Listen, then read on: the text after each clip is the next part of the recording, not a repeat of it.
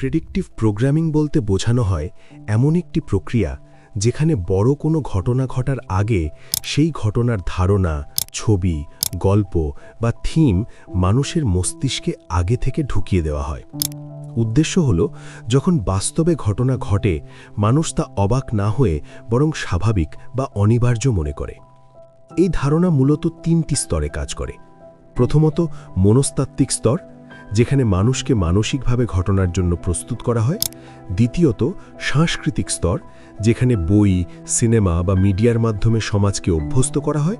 এবং তৃতীয়ত, রাজনৈতিক ও অর্থনৈতিক স্তর, যেখানে বড় শক্তি বা সরকার ঘটনার ফলাফলের উপর প্রভাব রাখে বা তা ব্যবহার করে।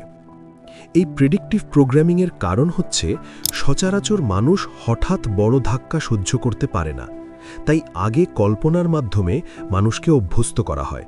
অর্থাৎ আগে বই, সিনেমা বা গল্পের মাধ্যমে ধারণা তৈরি করা হয় এবং পরে বাস্তব ঘটনা ঘটলে তা যেন অপ্রত্যাশিত না মনে হয়। এখন তাহলে আপনারা মোটামুটি প্রেডিক্টিভ প্রোগ্রামিংয়ের সম্পর্কে ধারণা পেয়েছেন। এখন এটা বাস্তব জীবনে কিভাবে প্রয়োগ করে ফলস ফ্ল্যাগ অপারেশন করে তা দেখাবো।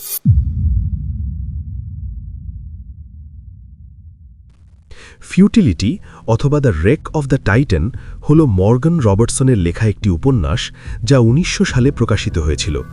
উপন্যাসের মূল বিষয়বস্তু হল টাইটান নামক একটি বিশাল, বিলাসবহুল ও প্রায় অডুবন্ত জাহাজ, যা উত্তর আটলান্টিক মহাসাগরে একটি হিমশৈলের বা আইসবার্গের সাথে ধাক্কা খেয়ে ডুবে যায় এবং জাহাজে পর্যাপ্ত লাইফবোট না থাকায় বেশিরভাগ যাত্রী মারা যায়।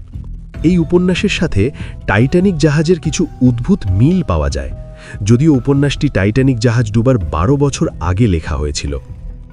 উপন্যাসের টাইটান এবং বাস্তব টাইটানিক উভয়েরই আকার প্রায় একই ছিল এবং উভয়েই তৎকালীন বিশ্বের বৃহত্তম জাহাজ হিসেবে পরিচিত ছিল।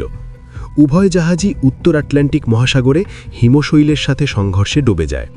দুটি ক্ষেত্রেই জাহাজে আইন অনুযায়ী সর্বনিম্ন সংখ্যক লাইফবোট ছিল, যা প্রয়োজনের তুলনায় অনেক কম ছিল, ফলে বিপুল সংখ্যক মানুষের মৃত্যু হয়। টাইটানিকের মতোই টাইটানও এপ্রিল মাসে ডুবেছিল। উপন্যাসে যেভাবে জাহাজটি ডুবেছিল বরফের সাথে সংঘর্ষে, আর টাইটানিকেরও একই পরিণতি হয়, উত্তর আটলান্টিকের বরফের পর্বতের সঙ্গে সংঘর্ষে। 1912 সালে টাইটানিক ডোবার পর মর্গান রবার্টসনের এই উপন্যাসটি আবার আলোচনায় আসে এবং এর নাম পরিবর্তন করে the rake of the Titan রাখা হয়, যা এর ভবিষ্যৎবাণীমূলক প্রকৃতির কারণে ব্যাপক জনপ্রিয়তা পায়। এই ফলস ফ্ল্যাগের মাধ্যমে কিভাবে লাভবান হয়েছিল জানেন আপনারা? 1912 সালে টাইটানিক ডুবে যায়। এই বিপর্যয়ে মৃতদের মধ্যে অনেকেই ছিলেন ধনী ব্যবসায়ী, ব্যাংকার এবং অর্থনৈতিক প্রভাবশালী মানুষ। তাদের মধ্যে ছিলেন জন জেকব অ্যাস্টার ফোর, যিনি আমেরিকার একজন বিশাল ধনী ব্যবসায়ী ও রিয়েল এস্টেট ডেভেলপার ছিলেন।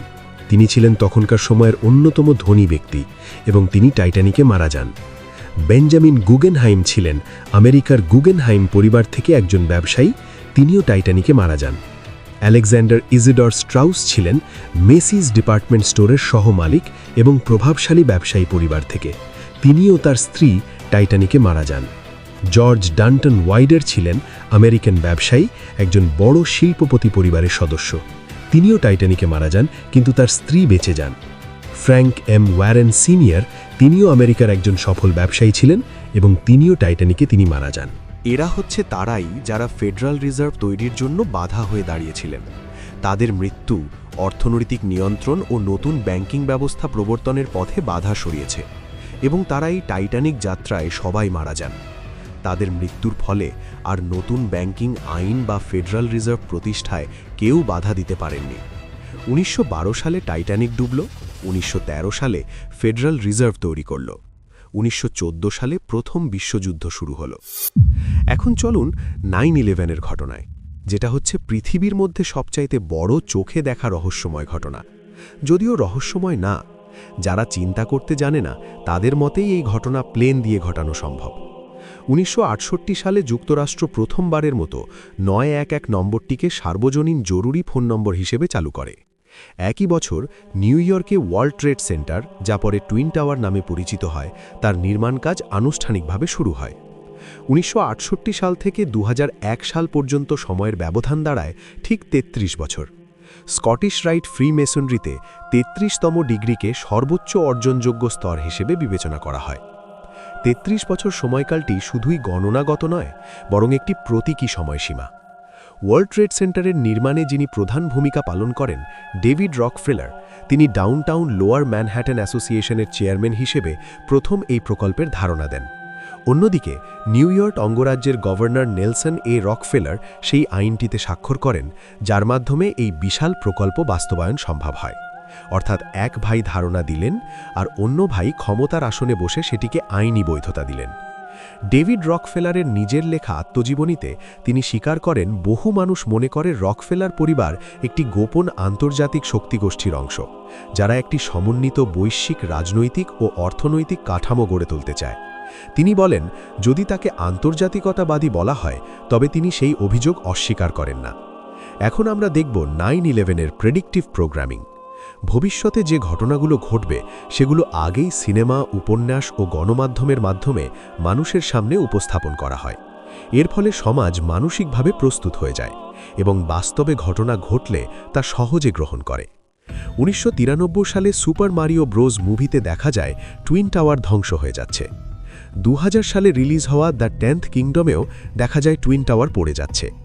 1999 সালে রিলিজ হওয়া ফাইট ক্লাব এন্ডিংয়েও দেখা যায় টুইন টাওয়ার ধসে যাচ্ছে। 1998 সালে রিলিজ হওয়া দ্য আর্মাগেডনে দেখা যায় টুইন টাওয়ার বিধ্বস্ত। 1999 সালে রিলিজ হওয়া দ্য ম্যাট্রিক্স মুভিতে নিওর পাসপোর্টে এক্সপায়ার ডেট থাকে সেপ্টেম্বর 11, অর্থাৎ 9/11। 1978 সালে রিলিজ হওয়া সুপার ফ্রেন্ডস কার্টুনেও দেখা যায় টুইন টাওয়ারে হামলা করেছে। 1997 সালের এক্সট্রিম ঘোস্টবাস্টার্স কার্টুনে দেখা যায় টুইন টাওয়ার ধ্বংস হয়ে গিয়েছে। 1993 সালে রিলিজ হওয়া সিম্পসন্সেও দেখা যায় একই দৃশ্য।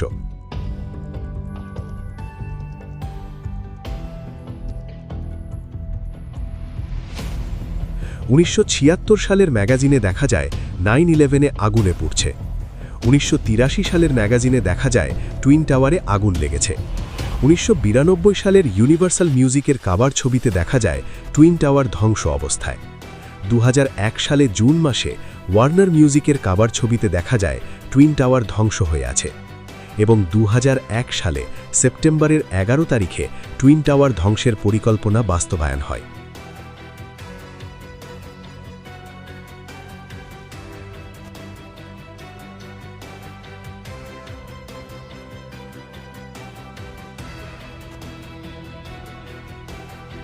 এইভাবেই তারা ঘটনা ঘটানোর আগে মানুষের মস্তিষ্কে অগ্রিম বার্তা দিয়ে থাকে।